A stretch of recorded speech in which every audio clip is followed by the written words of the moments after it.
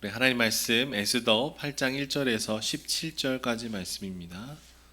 에스더 8장 1절에서 17절까지 말씀을 교독해서 읽도록 하겠습니다. 그날 아하수에로 왕이 유다인의 대저 하만의 집을 왕후 에스더에게 주니라. 에스더가 모르드게는 자기에게 어떻게 관계됨을 왕께 아뢰었으므로 모르드게가 왕의 앞에 나오니 왕이 하만에게서 거둔 반지를 빼어 모르드게에게 준지라. 에스더가 모르드게에게 하만의 집을 관리하게 하니라. 에스더가 다시 왕 앞에서 말씀하며 왕의 발 아래 엎드려 아각 사람 하만이 유다인을 해하려 한 악한 꾀를 제거하기를 울며 구하니 왕이 에스더를 향하여 금규를 내미는지라. 에스더가 일어나 왕 앞에 서서 이르되 왕이 만일 즐거워하시며 내가 왕의 목전에 은혜를 입었고 또 왕이 이 일을 좋게 여기시며 나를 좋게 보실진데 조서를 내리사 아각 사람 함므다다의 아들 하만의 왕의 각 지방에 있는 유다인을 진멸하려고 꾀하고 쓴 조서를 철회하소서. 내가 어찌 내 민족이 화당함을 참아 보며 내 친척의 멸망함을 참아 보리이까 하니 아수에로 왕이 왕후 에스더와 유다인 모르드게에게 이르되 하만이 유다인을 살해하려 함으로 나무에 매달렸고 내가 그 집을 에스더에게 주었으니 너희는 왕의 명의로 유다인에게 조서를 뜻대로 쓰고 왕의 반지로 인을 지어다. 왕의 이름으로 쓰고 왕의 반지로 인친 조서는 누구든지 초래할 수 없음이니라 하니라. 그때 시완월 곧 3월 23일에 왕의 서기관이 소집되고 모르드게가 시키는 대로 조서를 써서 인도로부터 구수까지 127지방 유다인과 대신과 지방관과 관원에게 전할세 각 지방의 문자와 각 민족의 언어와 유다인의 문자와 언어로 쓰되 아수에로 왕의 명의로 쓰고 왕의 반지로 인을 치고 그 조서를 역졸들에게 붙여 전하게 하니 그들은 왕궁에서 길러서 왕의 일에 쓰는 준말을 타는 자들이라. 조서에는 왕이 여러 고을에 있는 유다인에게 허락하여 그들이 함께 모여 스스로 생명을 보호하여 각 지방의 백성 중 세력을 가지고 그들을 치려하는 자들과 그들의 처자들을 죽이고 도륙하고 진멸하고 그 재산을 탈취하게 하되 아수에로 왕의 각 지방에서 아달월 곧 12월 13일 하루 동안에 하게 하였고 이 조서 초본을 각 지방에 전하고 각 민족에게 반포하고 유다인들에게 준비하였다가 그날의 대적에게 원수를 갚게 한지라. 왕의 어명이 매우 급함에 역졸이 왕의 일에 쓰는 준말을 타고 빨리 나가고 그 조서가 도성 수산에도 반포되니라.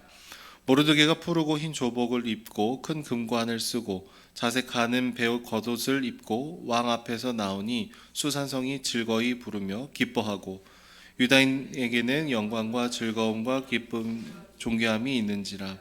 왕의 어명이 이르는 각 지방 각 읍에서 유다인들이 즐기고 기뻐하며 잔치를 베풀고 그날을 명절로 삼으니 본토 백성이 유다인을 두려워하여 유다인 되는 자가 많더라. 아멘. 축구를 좋아하시는 분들 중에 이스탄불의 기적이라는 표현을 아시는 분들이 있습니다. 세계에서 가장 커다란 축구 대회 중 하나인 챔피언스 리그라는 커다란 대회가 있는데 거기에 예전에 2005년도에요. 이 영국의 팀 하나랑 이탈리아 팀 하나가 이렇게 결승전에서 붙었습니다. 그래서 제가 그때 고등학생인가 그랬던 것 같은데 이렇게 보고 있었는데요. 3대 0이었어요. 그러다가 3대 1, 3대 2, 3대 3. 그리고 나중에 연장전하고 이제 승부차기 가가지고 이 지고 있던 팀이 갑자기 대역전극을 일으키면서 승리를 했습니다. 그래서 경기장이 그때 이스탄불에 있는 경기장에서 이제 마지막 결승전을 했는데 그래서 사람들이 이거는 기적이다, 이스탄불의 기적이다. 그래서 그 짜릿했던 기억이 아직도 저에게 이렇게 선명하게 남아 있습니다. 여러분 그런데 오늘 말씀 본문이 그렇습니다. 하나님께서 이루신 아주 놀라운 역전승을 보게 되는 것이죠. 죽음의 위협에 놓였던 유다 백성들 그리고 모르드게는요 갑작스럽게 왕의 신뢰를 받는 사람들이 됩니다. 하만은 모르드게를 달아 죽이려고 했던 그 나무 위에 자신이 달려 죽게 되죠. 그러니까 뭐 하만이 스코어로 치면은 뭐 7대 0 뭐 이렇게 이기고 있었는데 갑자기 8대 7 이렇게 해서 지게 됐던 겁니다. 오늘 본문은 그 이후에 이 잘못된 잘못 작성되고 반포되었던 이 조서를 어떻게 다시 수습을 하고 있는지 실제적인 얘기들을 보여주고 있습니다. 먼저 에스더는요, 이미 하만이 죽었지만 여전히 아하수에로 왕에게 나아가는 것이 그렇게 쉬운 일이 아니라는 것을 알고 있었습니다. 지금 시간적인 배경으로는 3월 23일 정도가 되어 있던 것이고 12월 13일에 유다인들이 모두 죽게 되는 그 날이 제비 뽑아서 그 날이 특정되어 있었습니다. 그래서 그 당시 페르시아의 이 영토는요 굉장히 넓었고 127개나 되는 지방이 있었기 때문에 이 8개월이라는 시간 이 주어져 있지만 사실 이게 그렇게 막 커다란 시간은 아니었던 것이죠. 그래서 에스더는 왕에게 다시 찾아갑니다. 3절을 보시면 에스더가 그냥 막 이제 떵떵거리면서 간 게 아니라 엎드리고 눈물을 흘리면서 다시 얘기를 하고 있어요. 근데 사실 이때에도 왕이 먼저 찾아서 에스더를 찾아서 불러서 이렇게 간 것이 아닙니다. 먼저 왕에게 다시 갔다라는 것이죠. 물론 지난번에 뭐 죽으면 죽으리다 하고 왕에게 갔는데 금규를 내어 주었고 하만에 대한 이 소식들을 듣게 해 주었고 그렇기 때문에 왕에 대한 신뢰가 조금은 더 있었겠지만 사실 그렇다고 해서 아주 편안한 마음으로 그냥 왕에게 당당하게 걸어가지는 않았을 거예요. 그러니까 중요한 결정을 했고 또 다시 한번 이 하나님께서 기뻐하시는 뜻을 따르기 위해서 나름대로의 결단을 계속해서 하고 있다라는 것이죠. 그래서 에스더는요 비슷한 말을 4번이나 반복합니다. 왕이 만일 즐거워하시면 내가 왕의 목전에 은혜를 입었고 또 왕이 이 일을 좋게 여기시며 나를 좋게 보실진데. 여러분 이거는 그냥 뭐 왕이 나를 좋아하시죠 뭐 이게 아니라 혹시 여전히 나를 좋아하신다면 나에게 은혜를 입게 해주셨더라면 막 계속 이 가정법을 4번이나 사용하면서 혹시 나의 이 요청이 불편하지 않다면 좀 이런 걸 제발 들어주십시오. 굉장히 조심스럽게 얘기를 하고 있는 것이죠. 그 조서에 하만을 통해서 썼던 그 조서의 문제를 얘기할 때도 왕의 심기를 전혀 거스르려고 노력하고 있습니다. 왕의 심기를 안 거스르려고 막 노력하는 거죠. 이거를 결국 도장을 찍어준 것이 당신입니다. 뭐 이렇게 얘기하는 게 아니라 하만이 잘못 작성한 그것 때문에 우리 백성들이 다 죽으려고 합니다. 그러니까 왕을 이 책임에서 쏙 빼게 됩니다. 사실 왕의 도장이 찍혀 있는 거고 왕의 명의로 되어 있는 거고 사실 모든 책임은 왕이 지는 것이 맞는데도 에스더는 계속해서 이 왕의 성품을 알면서 계속 조심스럽게 요청을 하고 있는 거예요. 다행히 아하수에로 왕은 금규를 또다시 내밀었습니다. 에스더의 요청을 들어줬습니다. 그리고 다시 그들이 원했던 대로 왕의 명의대로 새로운 조서를 쓰고 반포하게 되죠. 오늘 본문을 보면 모르드게가 이제 서기관을 모집해서 새로운 조서들을 쓰고 있어요. 그래서 인도에서 구스까지 127개 지방에 이 하만이 썼던 조서를 이렇게 보완하는 그게 아니라는 것을 얘기하는 새로운 조서를 보내야 했습니다. 8개월 정도의 시간이지만 사실 모르드게와 에스더의 마음은 급합니다. 왜냐하면 전국에 이제 유대인들이 흩어져서 살고 있었는데 그들을 향한 사람들의 인식은 무엇이었을까요? 얘네들은 12월 13일만 되면 우리가 마음껏 죽여도 되고 이 사람들이 갖고 있는 그 물건을 다 뺏어도 된다. 그러니까 이제 도간에 든 쥐처럼 언제 죽일까 막 이런 눈으로 살아가고 있었던 것이죠. 아직 시간은 좀 있지만 8개월이 남아 있지만 여러분 이 사람들을 대하는 이 이방인들의 태도는 어땠을까요? 굉장히 함부로 대하기 쉽고 조금만 기다려라 뭐 이런 부정적인 마음들이 있었겠죠. 그 시간을 통과하는 유다인들은 어떨까요? 사형 선고를 받은 죄인처럼 느껴졌을 거예요. 우리 모든 가족은 연말이면 죽는다. 그러면 삶의 의욕이 없겠죠. 많은 사람들이 막 쳐다만 봐도 우리를 호시탐탐 노리는구나 그런 생각을 하게 되었을 것입니다. 그래서 이 에스더와 모르드게는 최대한 빠른 방편으로 그들이 죽음의 위치에서 새로운 생명의 길로 신분이 바뀌었다라는 것을 얘기해 주고 싶었던 것이죠.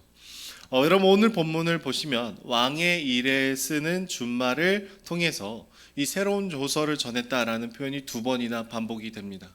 영토가 넓었기도 했고 사실 그 시간 안에 또 다른 살인이 일어날 수 있었습니다. 그리고 조서가 지체될수록 유대인들이 굉장히 힘들고 어려웠다라는 배경이 있겠죠.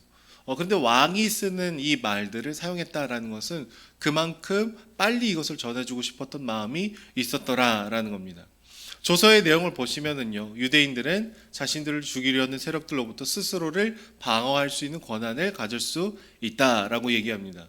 그러니까 이 조서가요, 앞에 있는 것을 완전히 바꾸는 건 아닙니다. 지켜낼 수 있다. 죽여서는 안 된다. 뭐 이런 뉘앙스를 갖고 있는 것이죠. 근데 막 누군가가 대신 나서서 막 지켜주는 그 정도 수준은 아니고요. 누군가 나를 헤아려 할 때 그것을 사람들을 조직해서 방어하고 지켜내야 된다. 유다인들에게 그럴 방어할 권리들을 주고 있었던 것이죠. 막판에 역전승이 펼쳐졌습니다. 죽음의 위협에 처했던 그들이 다시금 새로운 신분에 속하게 되었다라는 것이죠. 그리고 모르드게는요, 의도적으로 수상궁에서 흰 조복을 입고 큰 금관을 쓰고 자색배 겉옷을 입고 나왔습니다.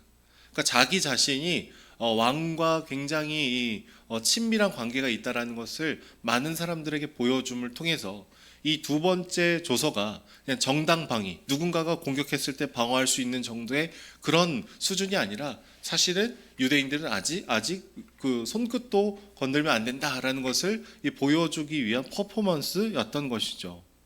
많은 사람들은요, 모르드게가 갖게 된 이 지위를 보면서 유대인들을 함부로 대하면 안 되겠다라는 얘기를 하고 있어요.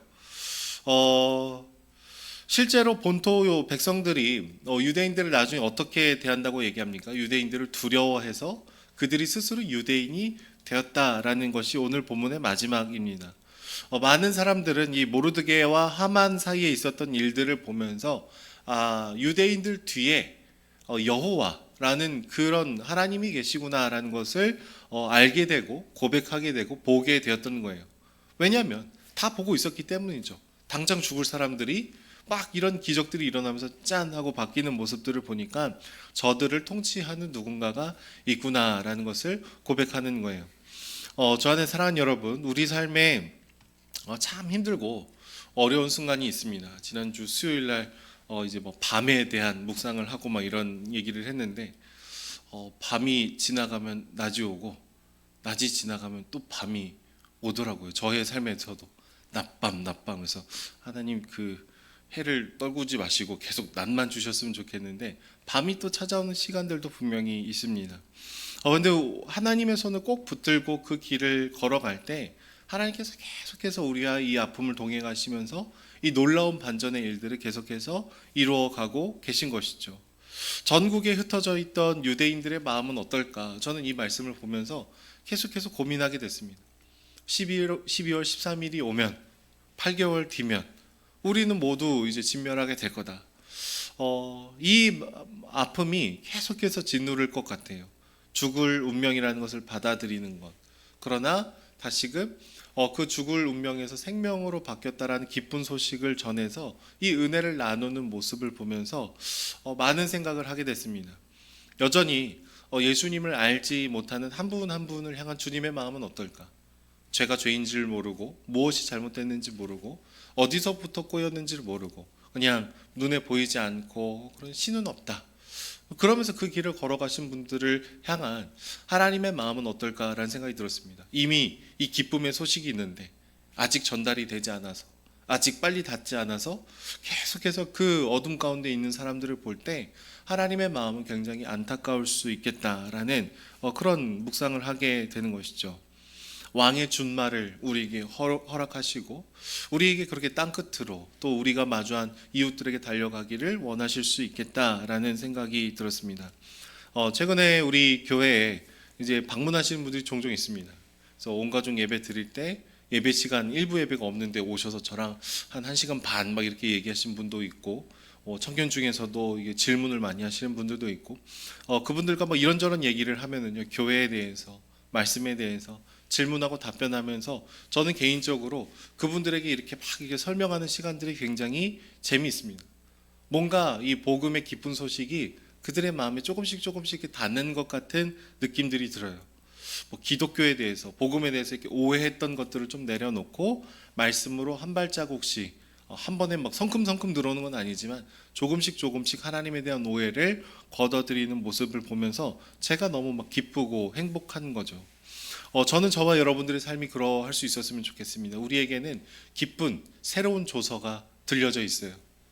아직 복음을 알지 못하는 죽음에서 생명으로 옮겨가는 그 소식을 이미 그렇게 됐으나 아직 그 소식을 듣지 못해서 괴로워하고 깊은 어둠 속에 살아가고 있는 분들도 많이 있습니다. 여러분들의 직장에서의 삶을 통해서, 여러분들의 누군가의 만남을 통해서 우리의 발걸음보다 더 빨리, 더 멀리 한 영혼 한 영혼에게 닿기를 원하시는 주님의 마음을 알고 경험하는 저와 여러분들이 되기를 소망합니다. 우리의 삶의 역전을 일으키시는 주님을 기대하며 오늘 하루를 시작하시기를 축복합니다. 기도하겠습니다. 사랑의 주님, 감사합니다.